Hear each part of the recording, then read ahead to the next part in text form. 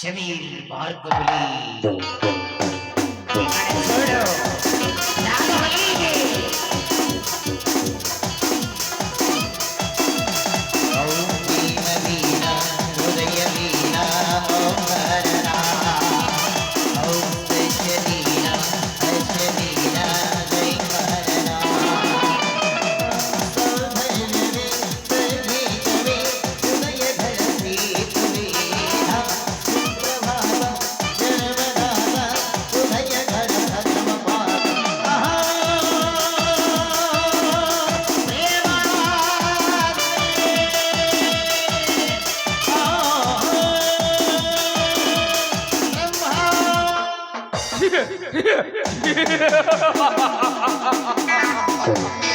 ರಾಜಕೀಯ ಸತ್ಯದ ಬೀಜವನ್ನೇ ಕಿತ್ತೆಸೆಯುವ ಮತ್ತೊಂದು ಮುಖವೇ ರಾಜಕೀಯ. ಈ ರಾಜಕೀಯ ಎಂಬ ರಣರಂಗದ ವಿಚಾರದಲ್ಲಿ ರಣರಂಗದಲ್ಲಿ ಹೊಸ ಇತಿಹಾಸವನ್ನೇ ಬರೆಯಬಲ್ಲಿ.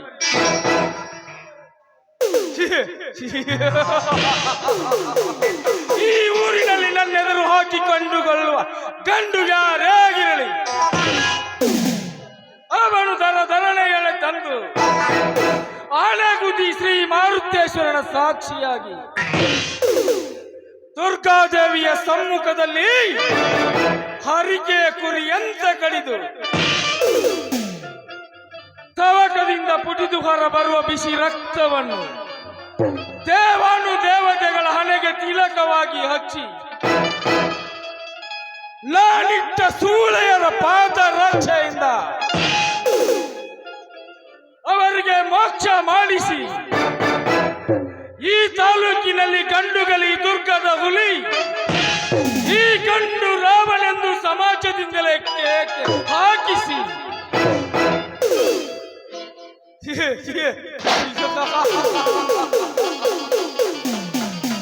ಈ ಗುಂಡು ರವ ಕೊಟ್ಟು ಮಾತಪ್ಪಲ್ಲ, ತಪ್ಪೆಂದು ಮಾಡಲ್ಲ, ತಪ್ಪು ಮಾಡೋರ್ನ ಬಿಡಲ್ಲ, ಬಿಟ್ರೆ ನಾನೇ ಉಳಿಯಲ್ಲ.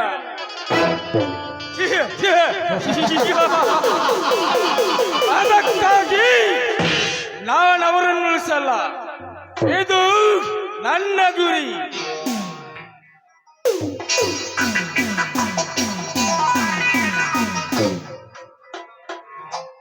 ಸಾವ್ಕಾರ್ರಿ ಯಪ್ಪ ಸಾವ್ಕಾರ ಈ ಕಡೆ ಬರ್ತೀರಿ?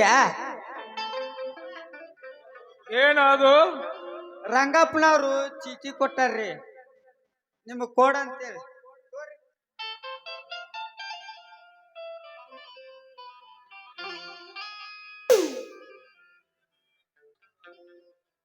ಶ್ರೀಯುತ ಗುಂಡೂರ ಅವರಿಗೆ ವಂದನೆಗಳು. ಸ್ವರ್ಗಸ್ಥಳಾದ ತಂಗಿ ನಿಮ್ಮ ಪ್ರೀತಿಯ ತಂದೆಯಂತೆ ನಿಮ್ಮ ಮನೆ ಮಗಳು ಪ್ರೀತಿಯನ್ನು ನನ್ನ ಮಗ ಶ್ರೀನಿವಾಸ ತಂದುಕೊಳ್ಳಬೇಕೆಂಬ ವಿಚಾರದಲ್ಲಿದ್ದೇವೆ. ಈ ವಿಚಾರ ನಿಮಗೆ ತಿಳಿದಿದ್ದೇ ಆಗಿದೆ. ಇಂದು ಹಣ್ಣಿಡಲು ನಿಮ್ಮ ಮನೆಗೆ ಬರುತ್ತಿದ್ದೇವೆ. ಇಂತಿ ನಿಮ್ಮ ರಂಗಪ್ಪ ನನ್ನ ಮನೆಗೆ ಹಣ್ಣಿಡುವಷ್ಟು ಧೈರ್ಯ ಬಂದಿದೆ ಆ ರಂಗಪ್ಪನಿಗೆ. ಬರಲಿ ಬರಲಿ.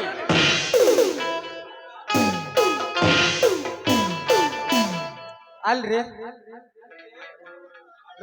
ಮಗಳಿಗೆ ಹಣ್ಣು ಇಡಕ್ ಬಂದ್ರಿ ಏನ್ರಿ ತಪ್ಪಿಲ್ಲ.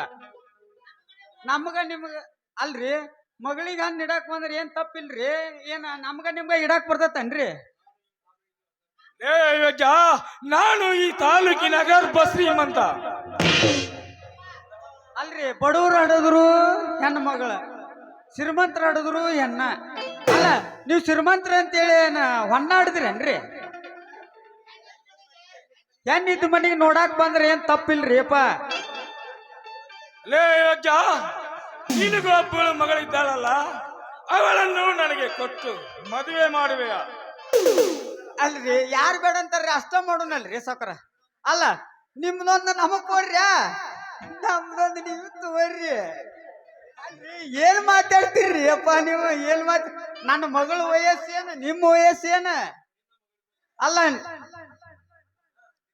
ಲೇ, ನಿನ್ನ ಮಗಳಿಗೂ ನನಗೂ ಹೇಗೆ ವಯಸ್ಸಿನ ಅಂತರ ಇದೆಯೋ ಆ ರಂಗಪ್ಪನಿಗೂ ನನಗೂ ಭೂಮಿ ಆಕಾಶದಷ್ಟೇ ಅಂತರ ಇದೆ. ಅಲ್ರಿಯಪ್ಪ ನಿಮ್ ವಿಮಾನ ಆಕಾಶ ಮೇಲೆ ಹಾರಾಡ್ತಿರ್ಬೇಕ, ಆದ್ರ ಅವನ ಮನಿ ಭೂಮಿ ಒಳಗಿರ್ಬೋದ. ಆದ್ರ ವಿಮಾನ ಡೀಸೆಲ್ ತೀರಿದ ಮೇಲೆ ನೀವು ಭೂಮಿಗೆ ಬರ್ಬೇಕಲ್ರಿ. ಏನ್ ಮತ್ತ ಹಂಗ ಮ್ಯಾಲ್ಕ ಹೋಗೇ ಬಿಡ್ತಿರು ಅತ್ತಾಗ? ಲೇ ಅಜ್ಜ, ಇದು ನಿನಗೆ ತಿಳಿಯುವ ಮಾತಲ್ಲ. ಅಲ್ಲ ತಿಳಿಲ್ಲ ನನ್ನಾಕಿ ನೀವೇನು ಇಂಗ್ಲಿಷ್ನಾಗ ಮಾತಾಡಿರೇನ್ರಿ ಕನ್ನಡದಾಗ ಮಾತಾಡಿರಿ? ಲೇ ತಲೆ ಬೇಡ, ನಿನ್ನ ಡ್ಯೂಟಿ ಮಾಡೋಗು. ನಾ ಇವತ್ತು ರಜಾದ ಮೇಲೆ ಅದನ್ರಿ ಅಪ್ಪ. ಏಯ್, ರಜಾದ ಮೇಲಿದ್ರೆ ಮತ್ತಾಕೋ ಬಂದೆ? ನನಗ ನಿಮ್ ತಾಜಿಗೊಮ್ಮೆ ನಿಮ್ ಮಕ ನೋಡ್ಲಿಕ್ಕಂದ್ರ ನನಗ ಒಟ್ಟ ಸಮಾಧಾನ ಆಗೋದಿಲ್ರಿ ಅಪ್ಪ.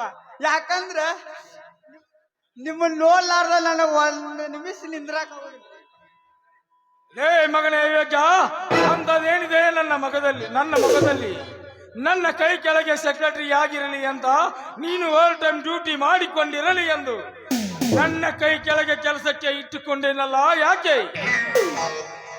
ಅಲ್ರಿ ಸಾವುಕಾರ, ಒಂದೇ ಕೊಟ್ಟಿದ್ರ ಸಾಕಾಗಿತ್ತ, ಅದ್ರಾಗ 3 ಬಿಟ್ಟು ಕೊಟ್ಟು ಬಿಟ್ರಿ ಅಪ್ಪ. ಯಾಕಂದ್ರ ನಾ ನಿಮ್ಮ ಕೈಯಾಗ ರಬ್ಬರ್ ಸ್ಟಾಂಪ್ ಇದ್ದಂಗ ಅದನ್ರಿ, ಸ್ಟಾಂಪ್. ಲೇ ಅಜ್ಜ, ಹೋಗಿ ಸೊಸೈಟಿಗೆ ಹೋಗಿ 1 ಚೀಲ ಅಕ್ಕಿ ಸಕ್ಕರೆಯನ್ನು ನನ್ನ ಹೆಸರಿನಿಂದ ತೆಗೆದಿರಿಸು. ಅಲ್ರಿ ಜನ ಅಕ್ಕಿ ಸಕ್ರಿ ಕೊಡು ಅಂತೇಳಿ ಕಾಡ್ ಹಿಡ್ಕೊಂಬಂದ್ರೆ ಏನ್ ಮಾಡುದ್ರಿ ಸಾವುಕಾರ? ಅಯ್ಯೋಜ, ನಾಳೆ ಅಕ್ಕಿ ಸಕ್ಕರೆ ಕೊಡುವುದು ಕಡೆಯ ದಿನ ಎಂದು ನನ್ನ ಸ್ನೇಹಿತ ಎಚ್ಚಮ್ಮನ ಕಡೆಯಿಂದ ಡಂಗುರ ಹೊಡಿಸು. ಭೂಮಿಯಲ್ಲಿ ದುಡಿಯುವ ರೈತರಲ್ಲಿ ಒಮ್ಮಿಲೆ ದುಡ್ಡು ಇರುವುದಿಲ್ಲ, ಅದರಲ್ಲಿ ಅರ್ಧ ಧಾನ್ಯ ಹಾಗೆ ಉಳಿಯುತ್ತದೆ. ಅದನ್ನೇ ನಮ್ಮನೆಗೆ ಸಾಗಿಸು, ಹೋಗು. ಅಲ್ರಿ ಅಡಿಟ್ನವ್ರು ಬಂದ್ರೆ ರಜಿಸ್ ನೋಡಿದ್ರೆ ಏನ್ ಮಾಡುದು? ನೋಡ್ರಿ, ನಮ್ಮ ಸೊಸೈಟಿ ಗೋಡೌನ್ ಬಹಳ ಹಳೇದು, ಹೆಗ್ಗಣ ಬಹಳ ಅದಾವು. ತಂದಿದ್ರಾಗ ಅವ ಅರ್ಧ ತಿತ್ತಾವಂತ ಹೇಳಿದರಾಯ್ತು. ಅಯ್ಯೋಜ, ಸಾಹೇಬರಿಗೆ ಹೊಸ ವ್ಯವಸ್ಥೆ ಆಗುವವರೆಗೂ ಇದು ಹೀಗೆ ಅಂತ ಹೇಳಿದರಾಯ್ತು. ಲೇ ಯೋಗ್ಯ, ಸೊಸೈಟಿ ಚೇರ್ಮನ್ನರಿಗೆ ಇಷ್ಟೊಂದು ತುರ್ಸಿನ ಚುನಾವಣೆಯಿರಬೇಕಾದರೆ ಲಾಭ ಇದ್ದೇ ಇರುತ್ತದೆ. ಲಾಭವಿಲ್ಲದೆ ಭಾರತದಲ್ಲಿ ಯಾವುದೇ ಚುನಾವಣೆ ನಡೆಯುವುದಿಲ್ಲ. ಅಷ್ಟಿದ್ದ ಮೇಲೆ ಈ ಸಮಾಜಕ್ಕೆ ಕುಡಿಸಿ ತಿನಿಸಿ ಆರಿಸಿ ಬರ್ಲಿಕ್ಕೆ ನಮ್ಮಪ್ಪನ ಮನೆಗಂಟು ಏನು ಹೋಗುತ್ತಿತ್ತು?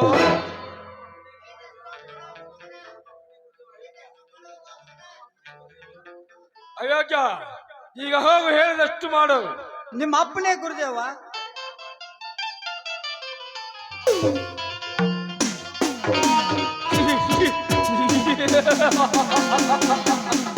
ಎಲೆ ಬಡ ಬಿಕಾರಿ ರಂಗಪ್ಪ, ನನ್ನ ಮನೆಗೆ ಹಣ್ಣಿಡಲು ಬರುತ್ತೇನೆಂದರೆ ನಿಮ್ಮಂತ ರೈತರಿಗೆ ಸ್ವಲ್ಪ ಸರ್ಕಾರ ಸೌಲಭ್ಯ ಕೊಟ್ಟರೆ ಸಾಕು. ನೀವು ಅದನ್ನೇ ದುರುಪಯೋಗ ಮಾಡಿಕೊಂಡು ಏನು ಬೇಕಾದರೂ ಮಾಡಿದರೆ ನಡೆಯುತ್ತದೆ ಎಂದು ಹೊರಟು ಬಿಟ್ಟಿದ್ದೀರಾ. ಬಿಸಿಲನ್ನೇ ಕಾಣದ ನನ್ನಂತ ಮಕ್ಕಳ ವಯಸ್ಸಿನ ವರ್ಚಸ್ಸಲ್ಲಿ ಭೂಮಿಯಲ್ಲಿ ದುಡಿಯುವ ನಿಮ್ಮಂತವರ ಕಿಮ್ಮತ್ತಲ್ಲಿ ಬರಲಿ ಬರಲಿ.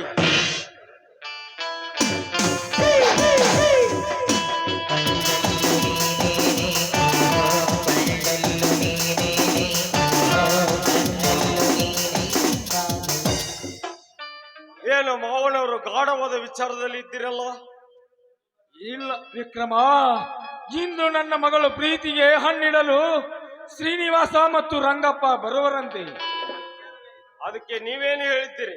ಅಲ್ಲ ವಿಕ್ರಮ, ಹೂವಿನಂತ ಮಗಳನ್ನು ಮುಳ್ಳಿನ ಬೇಲಿಯ ಮೇಲೆ ಹಾಕಲು ಯಾವ ತಂದೆ ಒಪ್ಪುತ್ತಾನೆ? ನೀನೇ ಹೇಳು.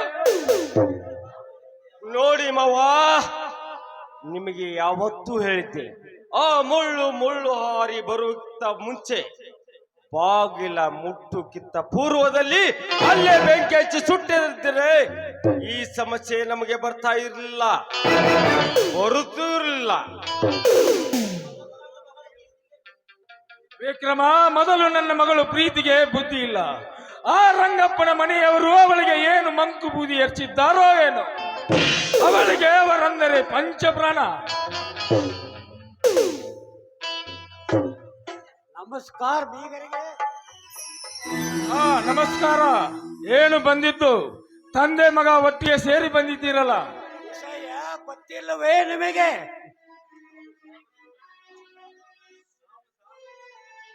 ನೋಡು ರಂಗಪ್ಪ, ನಾವು ಸಾರ್ವಜನಿಕ ಮನುಷ್ಯರು. ನಮ್ಮ ತಲೆಯಲ್ಲಿ 18ರೆ 108 ವಿಚಾರ ಅಂದಾಗ ಯಾವ ವಿಷಯ ಅಂತ ನಮ್ಮ ತಲೆಯಲ್ಲಿರಬೇಕು ಹೇಳು? ಮಾವ, ಸುದ್ದಿ ಬಳಸಿ ಮಾತನಾಡುವುದರಲ್ಲಿ ಅರ್ಥವಿಲ್ಲ. ನಾವೀಗ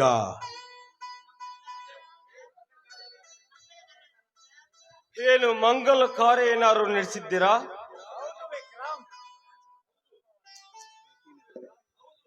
ಹೌದು ವಿಕ್ರಮ್. ಯಾವ ಊರಿನ ಹೆಣ್ಣು? ವರದಕ್ಷಿಣೆ ಎಷ್ಟು ಕೊಡುತ್ತಾರಂತೆ? ಹೆಣ್ಣು ಎಮ್ಮೆ ಕಲ್ತಿದ್ದಾಳೋ ಅಥವಾ ಎಮ್ಮೆ ಕಾಯುತ್ತಿದ್ದಾಳೋ?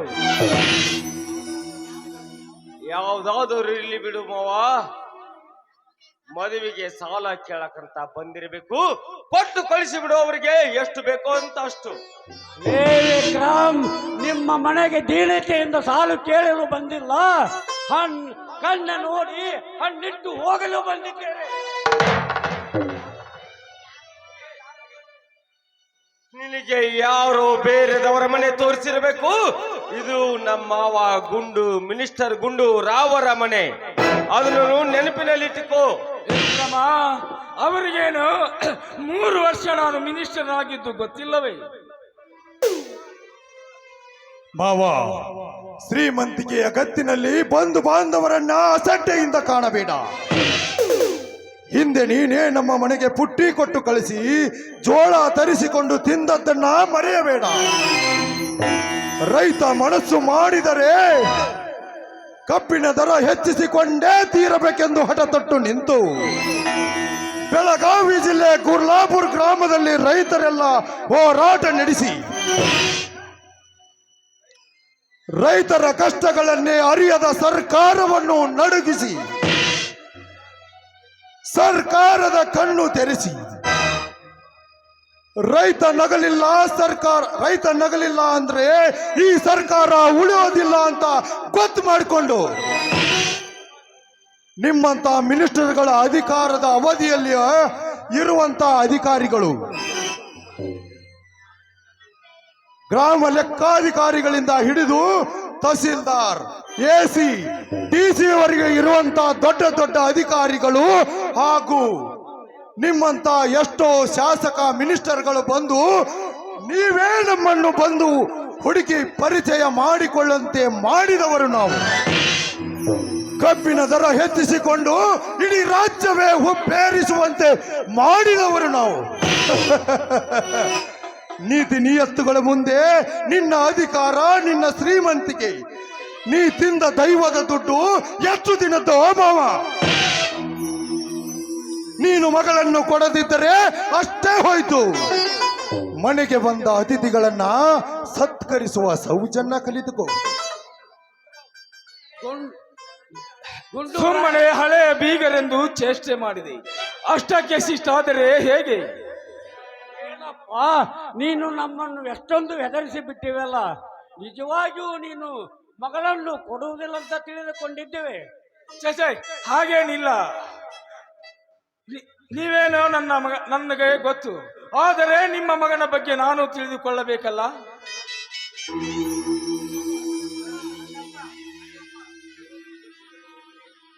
ಹಲೋ, ಶ್ರೀನಿವಾಸನ ಬಗ್ಗೆ ಗೊತ್ತಿಲ್ಲದು ಏನಿದೆ ನಿನಗೆ? ರಂಗಪ್ಪ, ನನಗೆ ಗೊತ್ತಿರಬಹುದು. ನಾಳೆ ನೆರೆಹೊರೆಯವರಿಗೆ ನಿನ್ನ ಮಗಳನ್ನು ಇನ್ಸ್ಪೆಕ್ಟರ್ ಕೊಟ್ಟಿರೋ ಅಥವಾ ಡಿಸಿ ಕೊಟ್ಟಿರೋ, ಇಲ್ಲ ಶಾಲಾ ಶಿಕ್ಷಕರಿಗೆ ಕೊಟ್ಟಿರೆಂದು ಕೇಳಿದರೆ ಆಗೇನಯ್ಯ ನಾ ಹೇಳುವುದು? ಅವರಿಗೆ ಹೇಳುವುದಕ್ಕಾದರೂ ನಿಮ್ಮ ಬಾಯಿಂದ ಕೇಳಬೇಕಲ್ಲ. ಮಾವ, ನಿಮ್ಮ ಸರ್ಕಾರ ಹಾಗೂ ಅಧಿಕಾರಿಗಳು ನಿಯತ್ತಾಗಿದ್ದರೆ ನಮ್ಮಂತ ಕಲಿತ ರೈತರಿಗೆ ಅನ್ಯಾಯವಾಗುತ್ತಿರಲಿಲ್ಲ. ನಮ್ಮಂತ ಬಡ ರೈತನ ಮಕ್ಕಳು ಬೀದಿಗೆ ಬಂದು ಹೋರಾಟ ನಡೆಸುತ್ತಿರಲಿಲ್ಲ. ನಿಮ್ಮ ಬಗ್ಗೆ ನಮಗೆ ಅರ್ಥ ಆಗ್ತದೆ. ಈಗಿನ ನಿಮ್ಮಂತ ರಾಜಕಾರಣಿಗಳಿಗೆ ಸ್ವಂತ ಕಾರ್ಯಕರ್ತರೇ ಖರ್ಚು ಮಾಡಿ ನೀವು ಹೇಳಿದ ಕೆಲಸಗಳನ್ನೆಲ್ಲ ಚಾಚು ತಪ್ಪದೆ ಮಾಡಿ ನೀನೇ ನಮ್ಮ ನಾಯಕ ಅಂತ ನಿಮ್ಮ ಹಿಂದೆ ಕೈ ಎತ್ತಿ ನಿಮಗೆ ಜಯವಾಗಲಿ ಎಂದು ಹೇಳುವ ಕಾರ್ಯಕರ್ತರಿಗೆ ನೀವು ಮಾಡಿದ್ದು ಏನು? ಅವರಿಗೆ ನೌಕರಿ ಕೊಡಿಸುತ್ತೇನೆಂದು ಹೇಳಿ ಅವರನ್ನ ದೂರ ತಳ್ಳಿದಿರಿ. ಸತ್ಯವನ್ನೇ ಸುಳ್ಳು ಮಾಡಿ ಟೇಬಲ್ ಕೆಳಗೆ ಕೈ ಚಾಚಿ ಲಂಚ ಪಡೆದುಕೊಂಡ್ರಿ. ನಿಮ್ಮ ಬೂಟ್ನೆಕ್ಕು ನಾಯಿಗಳಿಗೆ ಕನ್ನಡ ಅಕ್ಷರಗಳೇ ಹಾಗೂ ಕನ್ನಡ ವ್ಯಾಕರಣ ಸಂಧಿ ಸ್ವರಗಳೇ ಗೊತ್ತಿಲ್ಲದಂತ ನಾಯಿ ನನ್ನ ಮಕ್ಕಳಿಗೆ ನಿಮ್ಮಂತ ಅಧಿಕಾರಿಗಳಿಂದ ನೌಕರಿ ಕೊಡಿಸಿದ್ರಿ. ನಿಮ್ಮ ವ್ಯಂಗ್ಯ ನನಗೂ ಅರ್ಥವಾಗ್ತದೆ. ಹೇಳು, ಹಾಗಾದ್ರೆ IPS ಕಲ್ತಿದ್ಯಾ ಇಲ್ಲ ಏನಾದ್ರೂ ಮಾಡುತ್ತಿರುವೆ? ಅಥವಾ ಜಿಲ್ಲಾ ಪಂಚಾಯತಿ ಕಾರ್ಯದರ್ಶಿ ಆಗಿದೆಯಾ?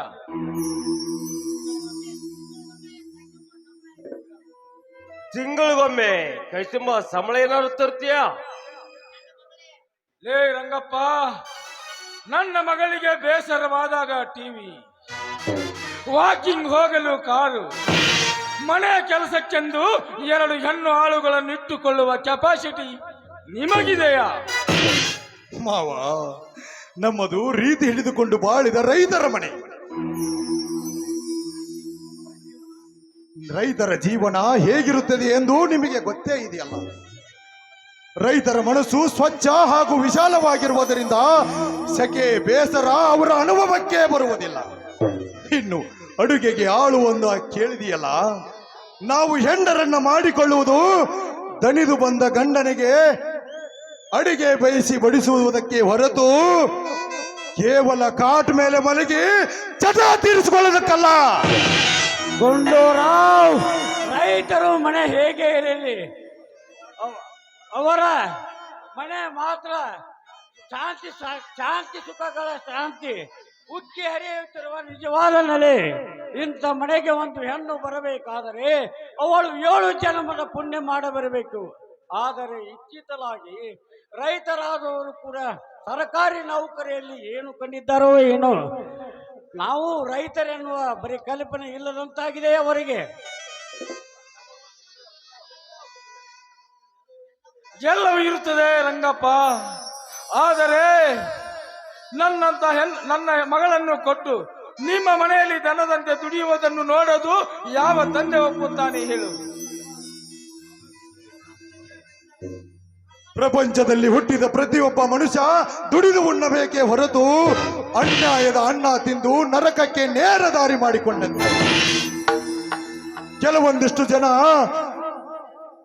ಕೆಲವೊಂದಿಷ್ಟು ಜನ ಮೈ ಬಗ್ಗಿಸಿ ದುಡಿಯದೆ ಕೆಲಸ ಸಿಗದ ಆಸೆಗಾಗಿ, ತಮ್ಮ ಕಮಿಷನ್ ಆಸೆಗಾಗಿ 4-5 ಕಾಗದ ಪತ್ರಗಳನ್ನು ಹಿಡಿದು ಅಧಿಕಾರಿಗಳನ್ನು ಹೆದರಿಸಿ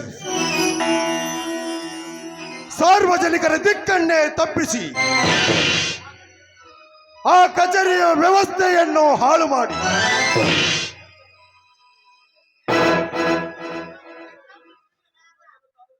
ಇನ್ನು ಕೆಲ ತಾಲೂಕುಗಳಲ್ಲಿ ತಮ್ಮ ಶಾಸಕರು ತಮ್ಮ ಅಧಿಕಾರದ ಆಸೆಗಾಗಿ ತಮ್ಮ ಸಂಬಂಧಿಕರನ್ನೇ ಎತ್ತಿ ಹಿಡಿದು ಅವರ ಬೇಳೆ ಬೇಯಿಸಿಕೊಳ್ಳಲು ಊರಿಗೆ 4-5 ಚೇಲಾಗಳನ್ನು ಇಟ್ಟು ಒಳ್ಳೆಯ ಗ್ರಾಮಗಳನ್ನೇ ಹಾಳು ಮಾಡಿದರೆ, ಇನ್ನು ಎಷ್ಟೋ ರಾಜಕಾರಣಿಗಳು, ಎಷ್ಟೋ ಮಿನಿಸ್ಟರ್ಗಳು ರಾಜ್ಯವನ್ನೇ ಹಾಳು ಮಾಡಿ ಕೋಟಿಗಟ್ಟಲೆ ಗಳಿಸಿದರು. ಅವರು ಏನಿದ್ದರು ಏನಾದರು ಅಂತ ನೀವೇ ನೋಡಿದ್ದೀರಲ್ಲ. ಒಬ್ಬರಿಗೆ ಆಕ್ಸಿಡೆಂಟ್ ಆದ್ರೆ ಒಬ್ಬರಿಗೆ ನರರೋಗ ಬರುತ್ತೆ, ಇನ್ನೊಬ್ಬರಿಗೆ ಹಾರ್ಟ್ ಫೇಲ್ ಆದ್ರೆ ಒಬ್ಬರಿಗೆ ಲಕ್ವ ಹೊಡೆಯುತ್ತೆ. ಮಾಡಿದ ಪಾಪ ಯಾರಿಗೆ ಬಿಟ್ಟಿದೆ ಮಾವ, ಯಾರಿಗೆ ಬಿಟ್ಟಿದೆ? ಯಾವಾಗ ಬಂದ್ರಿ ಬಾಬಾ? ಪ್ರೀತಿ ಬಂದು 1 ಅರ್ಧ ಗಂಟೆ ಆಯ್ತು. ಏಕೆ ನೀನು ಮನೆಯಲ್ಲಿ ಇರ್ಲಿಲ್ಲವೇ? ಇಲ್ಲ, ಮಲ್ಕೊಂಡಿದ್ದೆ. ಎಚ್ಚರ ಆಯ್ತು, ಹೊರಗೆ ಬಂದೆ. ಪ್ರೀತಿ, ಎದ್ದು ಬರಲು ನಿನಗೆ ಯಾರು ಹೇಳಿದರು? ಯಾಕೆ ಏನಾಯ್ತು ಈಗ? ಗಂಡಸರ ವ್ಯವಹಾರದಲ್ಲಿ ಹೆಣ್ಣು ತಲೆ ಹಾಕಬಾರದು. ಮಾವ ಬಂದ್ರೆ ವಿಚಾರ ಮಾಡ್ತಾ ಇದ್ದೆ.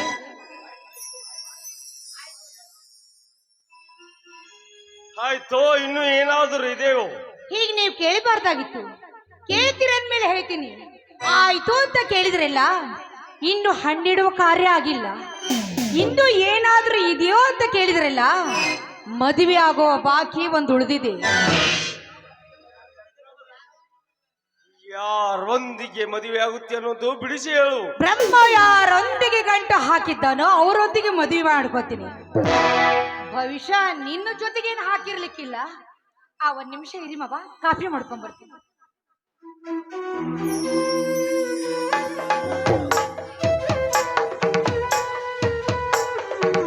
ರಂಗಪ್ಪ, ನಾನಂತೂ ರೈತ ಕುಟುಂಬಕ್ಕೆ ನನ್ನ ಮಗಳನ್ನು ಕೊಡುವುದಿಲ್ಲ. ರೈತ ರಾಷ್ಟ್ರದ ಬೆನ್ನೆಲುಬು, ದೇಶದ ಉದ್ಧಾರಕ. ಅವರ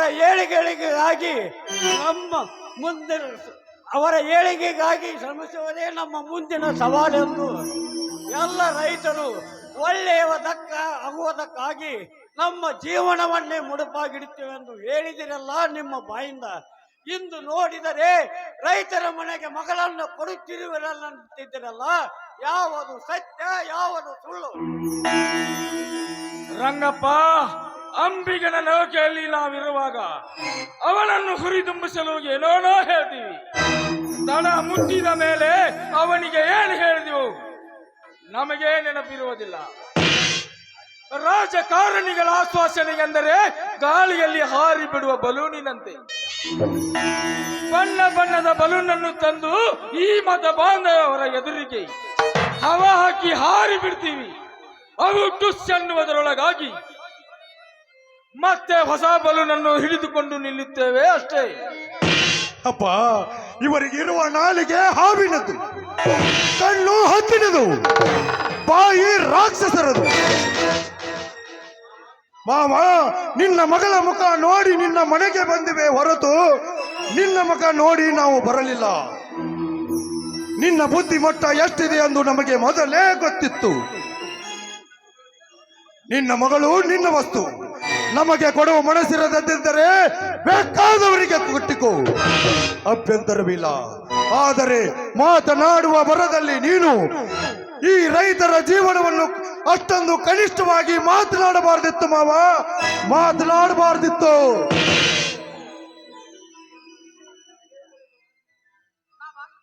ತೆಗೆದುಕೊಳ್ಳಿ ಚಹಾ. ನಿಮ್ಮ ಅಪ್ಪ ಕುಡಿಸಿದ ಚಹಾನ ಸಾಕಷ್ಟಾಗೈತವ. ಇನ್ನು ನೀ ತಂದು ಚಹಾ ಕುಡ್ದ ನಾ ಇನ್ನಷ್ಟು ಹೊಟ್ಟಿ ಸುಟ್ಕೋಬೇಕಲ್ವ, ಹೊಟ್ಟಿ ಸುಟ್ಕೋಬೇಕ. ಮಾವ, ಹೊಲ ಅಂದ ಮೇಲೆ ಮುಳ್ಳಿನ ಮರನು ಬೆಳಿತಾವು, ಮಾವಿನ ಮರನು ಬೆಳಿತಾವು. ಜಾಲಿ ಗಿಡದ ಕೆಳಗೆ ಹೋಗಿ ಮುಳ್ಳು ತುಳಿಸ್ಕೊಂಡು ಬಂದ ಮಾತ್ರಕ್ಕೆ ಮಾವಿನ ಮರನು ಕಡಿಯುವಂತ ಕೃತಜ್ಞಾಗಬೇಡ. ನನ್ನ ಮೇಲೆ ನನಗೆ ಪ್ರೀತಿ ಇದ್ರೆ ಈ ಚಹಾ ಕುಡಿ. ಅಪ್ಪ, ಚಹಾ ತೆಗೆದುಕೊಳ್ಳಿ. ಥು, ಯಾರಿಗೆ ಬೇಕಾಗಿದೆ ನಿನ್ನ ಹಾಳಾದ ಚಹಾ? ಹಾಲು ಸಕ್ಕರೆಯೊಂದಿಗೆ ಬೆರೆಸಿ ನಾನು ನಿನಗೆ ಚಹಾ ಕುಡಿದು ಬಂದೆ. ಆದ್ರೆ ಅದನ್ನು ನೀನು ಕೈ ಬಿಡಿದು ನೆಲಕ್ಕೆ ಚೆಲ್ಬಿಟ್ಟೆ. ಕಪ್ಪಿನಲ್ಲಿದ್ದ ಚಹಾ ನೆಲಕ್ಕೆ ಬಿದ್ದಾಗ ಅದಕ್ಕೆ ಯಾವ ಅರ್ಥವೂ ಇರುವುದಿಲ್ಲ. ಇದರ ಅರ್ಥ ನೀನು ತಿಳಿದುಕೊಂಡಿದ್ರೆ ನಿನ್ನ ಜನ್ಮ ಸಾರ್ಥಕವಾಗುತ್ತಿತ್ತು.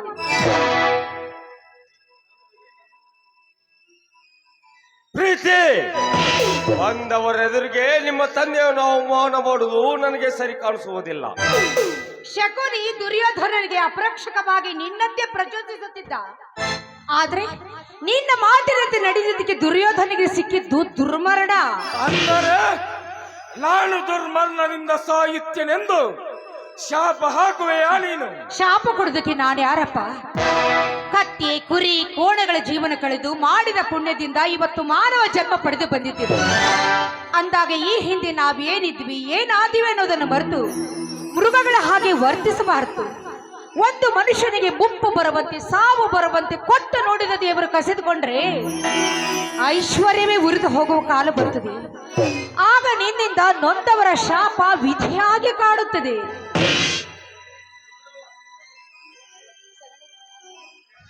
ಪ್ರೀತಿ, ಸಗಣಿ ಪುಟ್ಟಿ ಹೊತ್ತು ಹೊಟ್ಟೆ ತುಂಬಿಸಿಕೊಳ್ಳುವವರು ನಿನ್ನ ನೋಡಲಿಕ್ಕೆ ಬರುತ್ತಾರೆ ಅಂದರೆ ನನಗೆಂತ ಅವಮಾನ. ಸೆಗಣಿ ಪುಟ್ಟಿ ಹೊತ್ತವನು ನಿನ್ನ ಮಗಳನ್ನು ಕೇಳೋದಕ್ಕೆ ಬಂದ್ರೆ ಅದು ನಿನಗೆ ದೊಡ್ಡ ಅನುಮಾನವಾಯಿತು. ಅದೇ ಒಬ್ಬ ಸರ್ಕಾರಿ ಕೆಲಸದಲ್ಲಿ ಇದ್ದು ಲಂಚ ತಿಂದು ಹೆಂಡ ಕುಡಿದು ಎಲ್ಲೋ ಇಸ್ಪೇಟ ಆಟದಲ್ಲಿ ಕಾಲು ಕಳೆದು ಅಪರಾತ್ರಿಗೆ ಬಂದು ಕದ ಬಡಿಯೋನು ನಿನ್ನ ಮಗಳನ್ನು ಕೇಳೋದಕ್ಕೆ ಬಂದ್ರೆ ಅದು ನಿನಗೆ ದೊಡ್ಡ ಮರ್ಯಾದೆ ಸಿಗುತ್ತದೆ ಅಲ್ವೇ? ಪ್ರೀತಿ, ಅವರು ಏನು ಆಡಿದರು ನಿನಗೇನು? ನೀನೊಬ್ಬಳೆ ಸುಖ ಇಡುವುದೆನ್ನುವುದೇ ನಮಗೆ ಇಬ್ಬರದ ಚಿಂತೆ. ಪ್ರಪಂಚವೇ ಮುಳುಗಿದ್ರೆ ನನಗೆ ಸುಖ ಬೇಕೆನ್ನುವ ನೀನು ಒಬ್ಬ ಹೈ ಕ್ಲಾಸ್ ಸೂಳೆನ ಮದುವೆ ಮಾಡ್ಕೋ. ನೀನು ದುಡಿದಿದ್ರು ಅವಳೇ ನಿನ್ನ ದುಡಿದು ಹಾಕ್ತಾಳೆ. ಅವಳೇನು ಮಾಡಿ ಬಂದ್ರೆ ನಿನಗೇನು? ಮಾವ, ನಿನ್ನ ಮಗಳು ಮಾತು ಅತಿ ಆಯ್ತು, ಮಿತಿ ಮೀರಿತು. ಅದರಲ್ಲಿ 100 ಮರೆಯ ಗಂಡನ ಸರ್ದಾರ ಇರುವ ಈ ಸರ್ದಾರನಿಗೆ ಸೂಳೆ ಗಂಡನೆಂದು ಭಾವಿಸುತ್ತಿದ್ದವಲ್ಲ ಈ ನಿನ್ನ ಮಗಳು. ಇವತ್ತೇ ಈ ಕ್ಷಣದಲ್ಲಿ 15 ನಿಮಿಷ ಟೈಮ್ ಕೊಡುತ್ತೇನೆ. ಕಾಯಂ ಸಂಬಂಧಿಕನಾಗಿದ್ದು ನಾನು ಬೇಕೋ ಅಥವಾ ಸಂಬಂಧ ಕಳೆದುಕೊಳ್ಳಬೇಕೋ ನಿರ್ಧಾರ ಮಾಡುವುದು ನಿನ್ನಲ್ಲಿ ಕೂಡಿದೆ. ವಿಕ್ರಮ, ತಲೆಯ ಮೇಲಿನ ಮಾಂಸಾಹಾರದ ಅಕ್ಕಿಯ ಮಾತು ಕೇಳಿ ಕಳವಳ ಯಾಕೋ ಪಡ್ತೀಯ? ರಂಗಪ್ಪ, ಬಂದು ದಾರಿಗೆ ಹಿಂದಿರುಗುವುದನ್ನು ಬಿಟ್ಟು ನಾಚಿಕೆ ಇಲ್ಲದ ನನ್ನ ಮನೆಯಲ್ಲಿ ನಿಂತಿದ್ದೀರಲ್ಲ, ನಿಮ್ಮನ್ನು ಕತ್ತು ಹಿಸಿಗೆ ಆಚೆ ತಳ್ಳುವರೆಗೆ ನೀವು ಹೋಗುವಂತೆ ಕಾಣುವುದಿಲ್ಲ. ದಿನ ಎಸಿ ರೂಮಿನಲ್ಲಿರುವ ನನ್ನ ಮಗಳ ವರ್ಚಸ್ಸೇನು? ನಿಮ್ಮದು ಹೊಲದಲ್ಲಿ ದುಡಿದು ದುಡಿದು ಕರಕಲಾದ ದನದ ಚರ್ಮ. ಲೇ ಗುಂಡೂರಾವ, ನಿನ್ನ ಶ್ರೀಮಂತಿಕೆಯ ಸೊಕ್ಕಿನಲ್ಲಿ ಈ ರೈತರನ್ನು ಅಂಗೀಕಿ ಮಾತನಾಡಿದರೆ ನಿನ್ನ ನಾಲಿಗೆಯನ್ನು ಕತ್ತರಿಸಿ ಬಿಡುತ್ತೇನೆ ಮಗನೇ.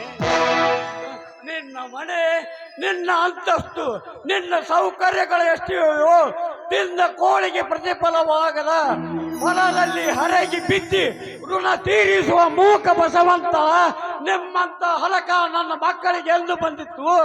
ಬಸವಣ್ಣ ಹೊಲದಲ್ಲಿ ಬಿತ್ತಿ ಬಿತ್ತಿ ಬೆಳೆದು ತಿನ್ನುತ್ತಾನೆ. ಕತ್ತೆ ಹೊತ್ತು ಹೊತ್ತು ಹೊರಗೆ ತಿನ್ನುತ್ತಾನೆ.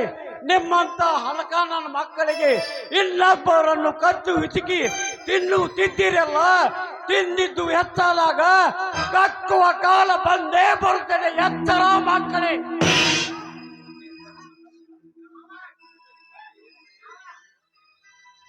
ರಂಗಪ್ಪ, ರಂಗಪ್ಪ, ನೀನು ವಿಚಿತ್ರ ಮನುಷ್ಯನೇ. ನಿಮ್ಮ ಧರ್ಮವು ಹೌದು, ನಿಮ್ಮ ಜಾತಿ ಹೌದು, ಒಂದೇ ಒಂದು. ನಮ್ಮ ಮಾವ ಗುಡಿಗಿದ್ದರೆ ಸಾಕು, ಮನೆ ಬಿಟ್ಟು ಕಾಲು ಕಿತ್ಕೊಂಡು ಹೊರಗೆ ಹೋಗಬೇಕು. ಅದು ನಿಮ್ಮ ಮನೆತನಕ್ಕೆ ಮರ್ಯಾದೆಯೂ ಸಲ್ಲುತ್ತದೆ. ತಾಮ್ ಜರ ರುಕೋ ಸಮರ್ಕರು ತಾಮ್. ರಂಗಪ್ಪ ಎನ್ನುವ ಹೆಸರಿನಲ್ಲಿ 108 ಆ ಶಬ್ದದ ಅರ್ಥಗಳಿವೆ. ನೀನೇನಾದರೂ ನಮ್ಮ ಮಾವನ ಎದುರಿಗೆ ನಿಂತರೆ ನಾನು ಸುಮ್ಮನೆ ಇರುವುದಿಲ್ಲ. ಲೇ ವಿಕ್ರಮ, ನಿನ್ನ ತಂದೆ ವಯಸ್ಸಿದವನು ನಾನು. ನನಗೆ ರಂಗಪ್ಪನೆಂದು ಹೆಸರಿಡುವುದು ಕರೆಯೋ ಬಂದಿರುವೆಯೇನು? ಎಂಜಲಕ್ಕೆ ಬಂದು ಬಿದ್ದಿರುವ ನಾಯಿಯ ಮಗನೇ. ಲೇ ಗುಂಡೂರಾವ್, ಇಂದು ನನಗಾಗಿದ್ದು ಸೋಲಲ್ಲ, ಸವಾಲ್. ನನ್ನ ಮನೆಯ ಮುಂದೆ ದೊಡ್ಡ ಹಂದರ ಹಾಕಿಸಿ ರತಿಯಂತ ಕಣ್ಣೆ ತೆಗೆದು ನನ್ನ ಮಗ ಶ್ರೀನಿವಾಸನಿಂದ ತಾಳಿ ಕಟ್ಟಿಸದಿದ್ದರೆ ನನ್ನ ಹೆಸರು ರಂಗಪ್ಪನೇ ಅಲ್ಲ, ತಿಳಿದು ಮಗನೇ. ಮಗು, ಇಂಥ ಕತ್ತೆಗಳಿಗೆ ಗೊತ್ತು ಕಸ್ತೂರಿಯ ವಾಸನೆ. ಹೋಗೋಣ. ತಂದ ಹಣ್ಣನ್ನು ಹಾಗೆ ತಿರುಗಿ ಒಯ್ಯುವುದು ನಿಮಗಲ್ಲ, ನನ್ನ ಸೌಭಾಗ್ಯಕ್ಕೆ ಶೋಭಾಯಮಾನವಲ್ಲ. ಪ್ರೀತಿ, ಪರಿಸ್ಥಿತಿಯೇ ಬೇರೆಯಾಗಿರುವಾಗ ಹಣ್ಣಿಡುವುದಕ್ಕೆ ಆಸ್ಪದವಿಲ್ಲಿದೆ. ನಿನ್ನ ತಂದೆ ಹೇಳುವುದರಲ್ಲಿಯೂ ಸತ್ಯವಿದೆ. ಬೇಡಿದ್ದನ್ನೆಲ್ಲ ಕುಳಿತಲ್ಲೇ ಪಡೆಯುವ ಸೌಕರ್ಯವಿರುವ ನೀನು ಈ ಬಡ ರೈತನನ್ನು ನೆಚ್ಚಿಕೊಂಡರೆ ಕಲ್ಲು ಮುಳ್ಳುಗಳ ಹಾದಿಯಲ್ಲಿ ನಡೆದುಕೊಂಡು ಹೋಗಬೇಕಾಗುತ್ತದೆ. ಅವುಗಳಿಗೆ ಹೊಂದಿಕೊಳ್ಳುವುದು ಕಷ್ಟ ಪ್ರೀತಿ, ಕಷ್ಟ. ಈಗದು ಕಷ್ಟವೆಂದು ಮನವರಿಕೆ ಮಾಡಿಕೊಂಡಿರುವ ನೀನು ಹಣ್ಣಿಡುವ ಬರುವ ಮೊದಲು 10 ಬಾರಿ ಯೋಚಿಸಬೇಕಾಗಿತ್ತು. ಸಂಧಾನ ಎತ್ತು ಮುರಿದು ಯುದ್ಧಕ್ಕೆ ನಿಂತಾಗ ರಣರಂಗದಿಂದ ಓಡಿ ಹೋಗುವ ಹೇಳಿ ನೀನಂತ ನಾನು ತಿಳಿದುಕೊಂಡಿರಲಿಲ್ಲ ಮಾವ, ನಾನು ತಿಳಿದುಕೊಂಡಿರಲಿಲ್ಲ. ಚಚೆ, ಹಾಗೇನೆಲ್ಲ ಪ್ರೀತಿ, ನಿನಗಾಗಿ ನನ್ನ ಪ್ರಾಣವನ್ನಾದರೂ ಕೊಟ್ಟೇನು. ನಾನು ಸೋಲೊಪ್ಪಿಕೊಂಡು ಹೋಗ್ತಾ ಇಲ್ಲ. ನಿನಗಾಗಿ ಪ್ರಾಣವನ್ನು ಕೊಡಾಕ್ ಸಹಿತ ನಾನು ಸಿದ್ಧಿನಿದ್ದೀನಿ. ನಿನ್ನ ತಂದೆಯ ಮಾತು ನನ್ನ ಕಳ್ಳಿಗೆ ಸ್ವಲ್ಪ ಹತ್ತಿ, ಮದುವೆಯಾದ ನಂತರ ನಮ್ಮಿಬ್ಬರ ಜೀವನ ಹೇಗೆ ಎಂದು ಆಲೋಚಿಸಿದೆ. ನನ್ನ ಮನೆಯಲ್ಲಿ ಬಂದು ನೀನು ಸಗಣಿ ಗುಡಿಸಬೇಕಾಗುವುದು, ಹೊಲಕ್ಕೆ ಬಂದು ಬಿಸಿಲಲ್ಲಿ ದುಡಿಯಬೇಕಾಗಬಹುದು. ಒಬ್ಬ ರೈತನ ಮಡದಿಯಾಗಿ ಬಂದವಳು ಇವುಗಳನ್ನು ಮಾಡದಿದ್ದರೆ ಗತ್ಯಂತರವೇ ಇಲ್ಲ. ಈವರೆಗೂ ಮನೆಯಲ್ಲಿ ದುಡಿಯೋದು ಗೊತ್ತಿಲ್ಲದ ನಿನ್ನನ್ನು ಮದುವೆಯಾದ ನಂತರ ಯಾಕೋ ನನಗೆ ಮನಸ್ಸು ಒಪ್ತಾ ಇಲ್ಲ ಪ್ರೀತಿ. ನಿನ್ನ ದುಡಿಸ್ಲಿಕ್ಕೆ ನನಗೆ ಮನಸ್ಸು ಒಪ್ತಾ ಇಲ್ಲ. ಮಾವ, ನಾನು ವಿಚಾರ ಮಾಡ್ಲಾರ್ದನೆ ನೀವು ಮಾಡ್ತಾ ಇದ್ದೀರಾ, ಇದು ನಿಮ್ಮ ತಪ್ಪು. ರಠ ಈಗ ಗೊತ್ತಿಲ್ಲದವರೇ ನಮ್ಮ ರಾಜ್ಯದಲ್ಲಿ ಶಾಸಕರಾದ ಉದಾಹರಣೆಗಳು ಸಾಕಷ್ಟು ಇರುವಾಗ ಶಿಕ್ಷಣ ಕಲಿತು ಒಂದು ಮನೆ ತೊಟ್ಟಿಲು ತೂಗಷ್ಟು ಅಸಮರ್ಥಳು ನಾನಲ್ಲ. ನನಗಂತೂ ತಾಯಿ ಇಲ್ಲ. ನನ್ನ ಪಾಲಿನ ತಂದೆ, ತಾಯಿ, ಬಂಧು ಬಳಗ ಎಲ್ಲವೂ ನೀನೇ ಆಗಿ ಪ್ರೀತಿಯಿಂದ ಕರುಣೆಯಿಂದ ಹಣ್ಣಿಟ್ಟು ಪ್ರೀತಿಯಿಂದ ನನ್ನ ಹಣೆಗೆ ಕುಂಕುಮವನ್ನು ಸೌಭಾಗ್ಯವನ್ನು ಲೇಪಿಸು ಮಾವ, ಸೌಭಾಗ್ಯವನ್ನು ಲೇಪಿಸು. ಮಗಳೇ, ದುಡುಕಬೇಡ.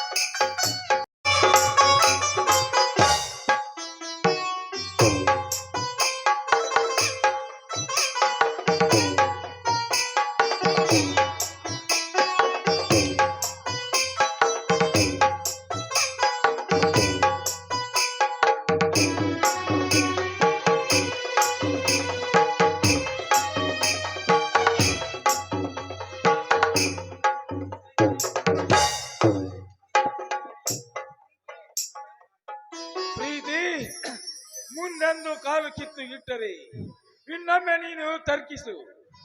ಮತ್ತೆ ನೀ ತಪ್ಪು ಮಾಡಿದರೆ ಮರಳಿ ಮನೆಗೆ ಬಾಗಿಲು ತುಳಿಯೋದು ತುಂಬಾ ಕಷ್ಟ. ವಿಚಾರ ಮಾಡು.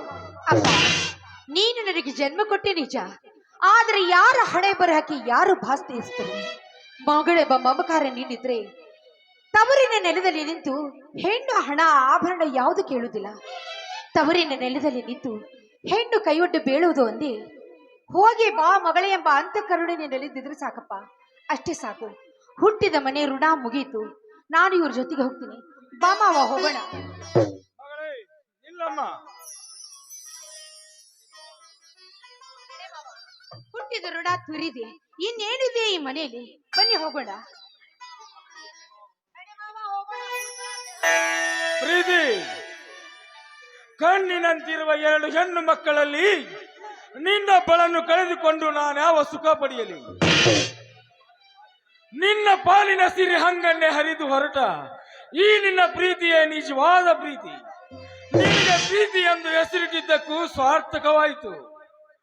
ನೋಡಮ್ಮ, ನಾಳೆ ಮುಂದೆ ನಿಂತು ನಿಮ್ಮಿಬ್ಬರ ಮದುವೆ ಮಾಡುವೆ. ಇದು ನಿಜವೇನಪ್ಪ? ನಾನೇಕಮ್ಮ ಸುಳ್ಳು ಹೇಳಲಿ? ಸುಳ್ಳು ಹೇಳಿ ಯಾವ ಸುಖ ಪಡೆಯಲಿ? ನೋಡಮ್ಮ, ನನಗೆ ನಿನ್ನ ಮೇಲೆ ದ್ವೇಷ ಇದ್ದಿದ್ದರೆ ಈತೊಬ್ಬ ಮಗಳು ಸತ್ತು ಹೋದಳೆಂದು ಸಂಬಂಧ ಕಳೆದುಕೊಳ್ಳುತ್ತಿದ್ದೆ.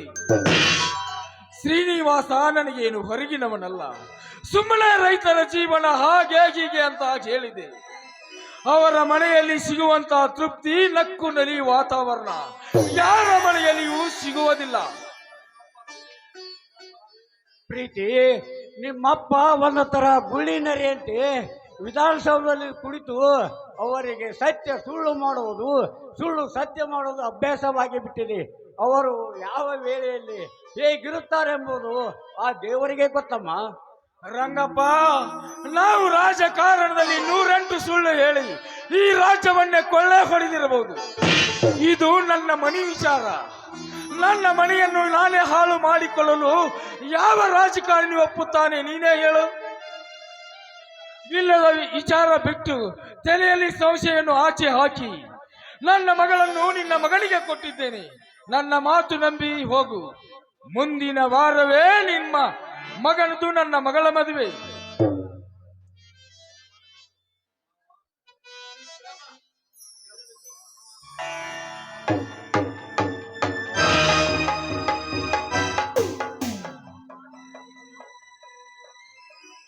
ಮಾವ, ಹಾವು ಬಾಯಿಂದ ಕಚ್ಚಿದ್ದರೆ ನೀನು ಚೇಳಿನಂತೆ ಬಾಲಿನಿಂದ ಕಚ್ಚುವೆ. ಮೊದಲು ನನಗೆ ಕೊಡುತ್ತನೆಂದು ಹೇಳಿ ಈಗ ಇವನಿಗೆ ಕೊಡುತ್ತನೆಂದು ಹೇಳುತ್ತಿರುವೆಲ್ಲ. ಎಲ್ಲಿ ಹೋಗಿದೆ ಈ ನಿನ್ನ ರಾಜಕೀಯ ಬುದ್ಧಿ?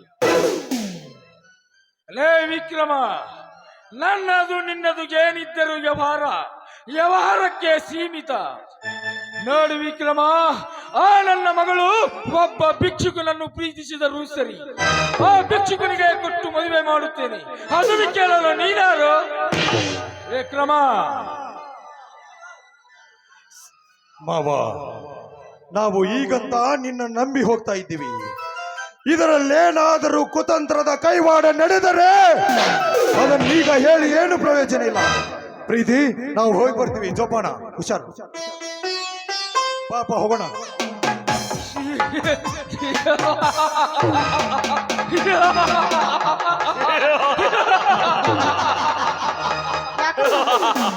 ಯಾಕಪ್ಪ ನಗ್ತಾ ಇದ್ದೀರಾ? ಮತ್ತೆ ನಮ್ಮ ಅಳ್ಬೇಕಾ? ಆ ಶ್ರೀನಿವಾಸನನ್ನೇ ಮದುವೆಯಾಗುತ್ತೇನೆ ಎಂದು ಹೆತ್ತ ಮನೆ ಬಿಟ್ಟು ಹಠ ತೊಟ್ಟು ಹೊರಟಿರುವೆ ಅಲ್ಲ. ಈಗ ಹೋಗು, ನೋಡೋಣ. ಮಾವ, ನಿನ್ನ ತಲೆ ಎಂದರೆ ಏನು ಅಂತ ತಿಳಿದಿದ್ದೆ. ಇಷ್ಟು ವರ್ಷ ಚಿಕ್ಕನಿಂದ ಇಷ್ಟು ವರ್ಷ ಬೆಳೆದಿದ್ರೆ ನನಗೆ ತಿಳಿಯುತ್ತಿಲ್ಲ ಈ ನಿನ್ನ ಬುದ್ಧಿಮಟ್ಟ.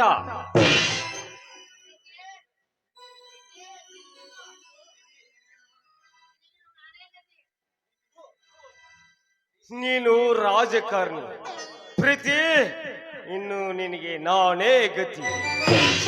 ಹಿತ ಚಿಂತಕನಂತೆ ನಯ ವಂಚಕನ ಹಾಗೆ ಮೋಸ ಮಾಡ್ತೀಯಲ್ಲ, ಇದು ನಿನ್ನ ಕುಟಿಲ ಕಾರಸ್ಥಾನ. ಯಾವ ಮಹತ್ ಸಾಧನೆಗಾಗಿ ಈ ರೀತಿ ಮಾಡ್ತಾ ಇದ್ದೀರಾ ನೀವು?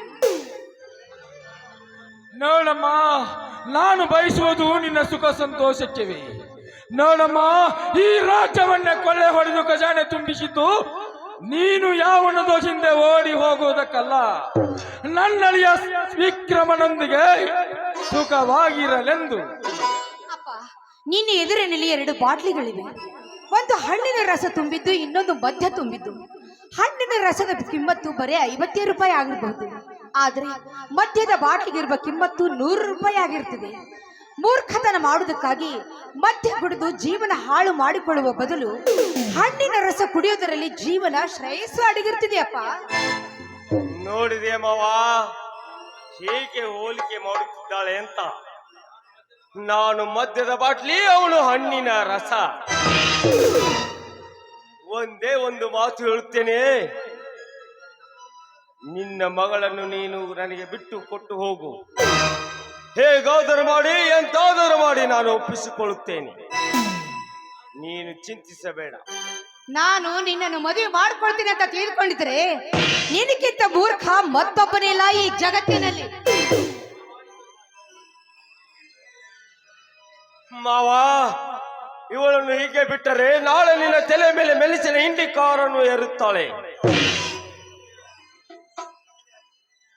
ನೀನು ಹಸಿವೆ ಆಗಿದ್ದರೆ ಹೊರಟು ಹೋಗು, ಊಟ ಮಾಡು, ಹೋಗು ಒಳಗೆ. ಇವಳ ಈ ಮಡ್ಡದ ಗಿಡ್ಡ ದೇವನ ಸುಖನ ಅನುಭವಿಸಿ 3 ದಿನದಲ್ಲಿ ಇವಳ ಸೊಕ್ಕನ್ನು ಅಡಗಿಸಿ ಈ ರಾಜಕೀಯದಲ್ಲಿ ಆಟ ನಾನು ಆಡಿಸ್ತೀನಿ. ನೀನು ಹೊರಟು ಹೋಗು. ವಿಕ್ರಮ, ನನ್ನ ಮಗಳನ್ನು ನಿನಗೆ ಒಪ್ಪಿಸಿದ್ದೇನೆ. ಒಟ್ಟಿನಲ್ಲಿ ಅವಳು ಆ ಶ್ರೀನಿವಾಸನನ್ನು ಮರೆಯಬೇಕು ಅಷ್ಟೇ. ಮಗಳನ್ನು ಯಾರ್ದೋ ಕೈಗೆ ಕೊಟ್ಟು ಹೊರಟೆ ಹೋಗ್ತಾ ಇದೀನಪ್ಪ. ನಿನಗೆ ಸ್ವಲ್ಪ ಆದ್ರೂ ಕರುಣೆ ಯಾವ ಜನ್ಮದ ಪಾಪದ ಫಲವೋ ಏನು? ನಾನು ನಿನ್ನ ಹೊಟ್ಟೆಯಲ್ಲಿ ಹುಟ್ಟಿ ಬಿಟ್ಟಿದ್ದೇನೆ ಅಪ್ಪ.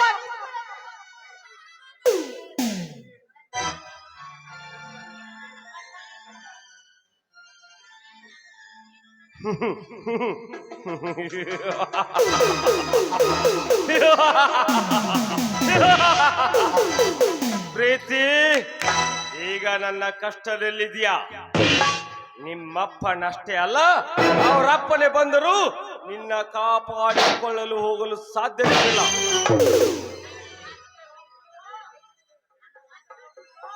ನೀ ನನ್ನ ಮಾತಿಗೆ ಒಪ್ಪಿಯೋ ಅಥವಾ ಬೇಡ, ಕೈ ಬಿಡು ವಿಕ್ರಮ್. ಒಂಟಿ ಹೆಣ್ಣಿನೊಂದಿಗೆ ಈ ರೀತಿ ಅಸಭ್ಯ ವರ್ತನೆ ಸರಿಯಲ್ಲ.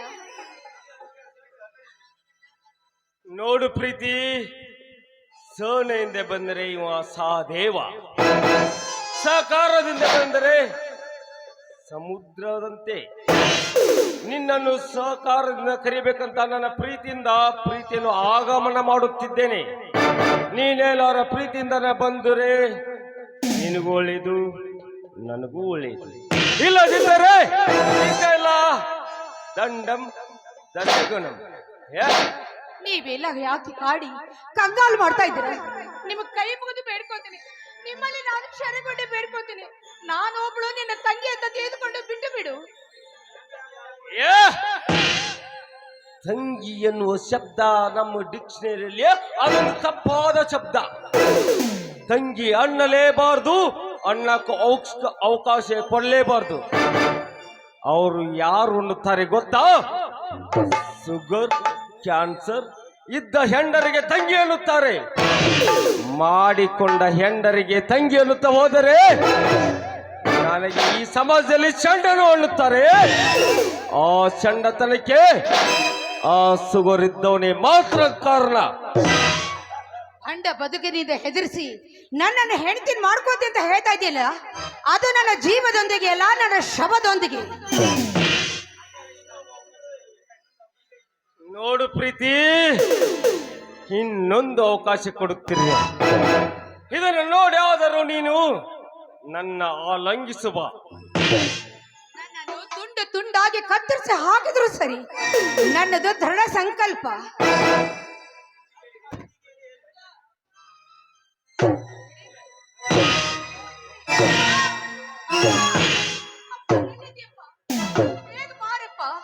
ಈ ಕಟುಕನ ಚಿತ್ರ ಹಿಂಸೆಯನ್ನು ನಾನು ತಾಳಲಾರೆ.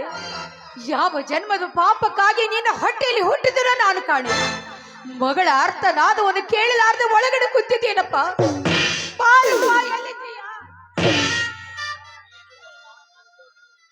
ನೀನು ನನ್ನ ಮಾತಿಗೆ ಒಪ್ಪುವವರಿಗೆ ಇದು ಬಿಟ್ಟಿದ್ದ ಕರ್ಮನೇ ಅಲ್ಲ.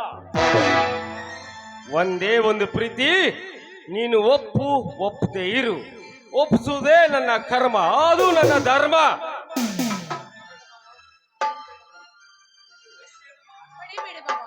ತಡೆದುಕೊಳ್ಳುವ ಶಕ್ತಿ ನನಗಿಲ್ಲ.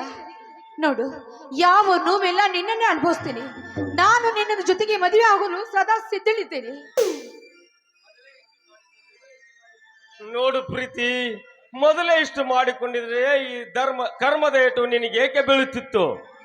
ಮೆತ್ತಗಾಗುವವರೆಗೂ ಮಬ್ಬ ಕವಿದ ಬುದ್ಧಿಗೆ ತಿಳಿ ಆಗೋದಿಲ್ಲ ಮಾವ. ನಾವು ದಯಾಮಯನಾದ ದೇವರಲ್ಲಿ ನಾವು ಏನೇನೋ ಬೇಡ್ಕೊಳ್ತೀವಿ, ಆದ್ರೆ ಅವನ ದಯದಿಂದ ಧಾರಾಳವಾಗಿ ಕೊಡುವುದು ಎರಡೇ ಎರಡು. ಒಂದು ದುಃಖ, ಇನ್ನೊಂದು ನಿರಾಸೆ. ನೀನು ಆ ದೇವರಲ್ಲಿ ಬೇಡುವುದಕ್ಕಿಂತ ಈ ವಿಕ್ರಮಲ್ಲಿ ಬೇಡಿಕೊಂಡಿದ್ದರೆ ನಿನಗ ಸ್ವರ್ಗ ಲೋಕದಲ್ಲಿ ಸೋಪಾನ ತೋರಿಸುತ್ತಿದ್ದೆ. ಹೀಗಾದರೂ ಏನಾಗಿದೆ, ನನ್ನ ಮದುವೆ ಮಾಡಿಕೊಂಡು ನೋಡು. ಸ್ವರ್ಗ ಅಲ್ಲ, ಆದ್ರೆ ಆಚೆ ತೋರಿಸುವೆ. ಈಗ ಹೊರ ಒಮ್ಮೆ ಬರಲಿ ಈ ನಿನ್ನ ಸವಿ ಕಂಠದಿಂದ ಸವಿ ಗಾನ.